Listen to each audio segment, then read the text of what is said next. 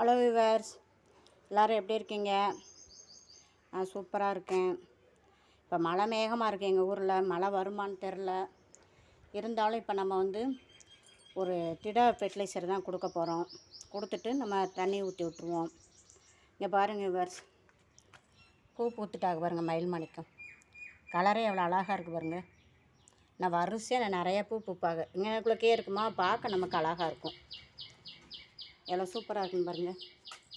அடுத்து இதுலேயும் பாருங்கள், இதுலேயும் மொட்டு வரப்போகுது. சங்குப்பூவில் இதில் மொட்டு வந்துருச்சு கனகாம்பரத்தில். இந்த பாருங்கள், தெரியுதான் பாருங்கள். இந்த இருக்குது பாருங்கள். வீடியோக்குள்ளே போகிறதுக்கு முன்னாடி ஜோதி ஃபார்மிங்கை சப்ஸ்கிரைப் பண்ணிக்கோங்க. அதில் ஆளுங்கிற பெல்லைக்கானை கிளிக் பண்ணிக்கோங்க.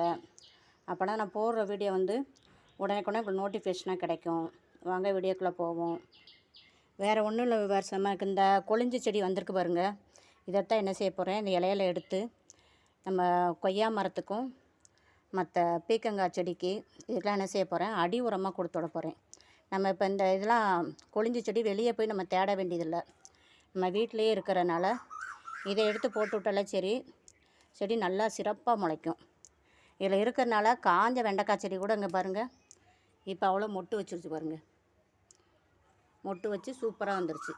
அதனால் இந்த கொழிஞ்சி செடி எங்கே கிடச்சாலும் விடாதீங்க. எடுத்தாந்து ஒன்று விதை போடுங்க. விதை போட்டிங்கன்னா இது மாதிரி நம்ம செடி உருவாக்கிக்கலாம்.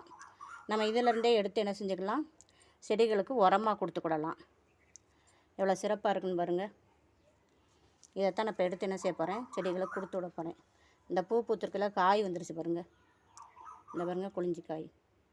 இன்னும் இந்த விதையை எடுத்து நிறைய இடத்துல போட்டுவிட்டா சரி, நிறையா வந்துடும். இந்த கொழிஞ்சி செடி எல்லா தொட்டிலையும் வச்சுருக்கேன் விவர்ஸ். இதில் ஒன்று இருக்குதா, இந்த அங்கே ஒன்று இருக்குது பாருங்கள். இந்த தக்காளி செடியில் ஒன்று இருக்குது பாருங்கள். இங்கே தனியாக இங்கிட்டு 2 செடி வச்சுருக்கேன். இந்த இதுக்குள்ளே ஒரு செடி வருது கொழிஞ்சி. அதனால் எல்லாத்துலேயுமே நீங்கள் ஒரு கொழிஞ்சி செடியை கூட நட்டு விடுங்க. விதையை போட்டு விடுங்க. செடி நல்லா சிறப்பாக வரும். காய்கள் நிறையா கிடைக்கும். இந்த தொட்டியில் இருக்கிற பீக்கங்காய் செடி, இதுக்கு என்ன செய்வோம், நம்ம வேர்க்காலில் போட்டு என்ன செஞ்சு விட்ருவோம், மூடி விட்டுருவோம். இது அப்படியே நம்ம ஃபெர்டிலைசராக கொடுக்கலாம். இந்த இலையை அது நம்ம வீட்டிலேயே ஆர்கானிக் முறையில் நம்ம இது பண்ணதான் வச்சு இதை வச்சு மூடி வச்சுருங்க. தேங்காய் நாரை வச்சு ஏற்கனவே வெயில் நேரத்துக்கு நம்ம ஈரப்பதத்தை அப்படியே வச்சுருக்கோம். எவ்வளோ சூப்பராக இருக்குன்னு பாருங்கள்.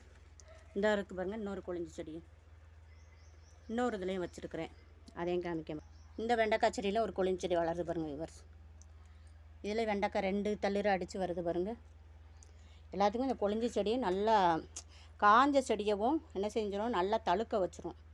அதுதான் கொழிஞ்சி செடியோட இது முந்தைய காலத்தில் ரோட்டு ஓரத்தில் அங்கங்கே முளைச்சி கிடக்கும். தென்னை மரத்துக்கு அப்புறம் வயக்காட்டுக்கில் என்ன செய்வாங்க, இது அடியில் போட்டு உழுது விடுவாங்க. இங்கே பாருங்கள், கல்வாழை இன்னொன்று பூத்துருச்சு. எவ்வளோ சூப்பராக இருக்குன்னு பாருங்கள். கலரே அழகாக இருக்குது. இதுக்கே என்ன செய்யுது, பட்டர்ஃப்ளை நிறைய வருது.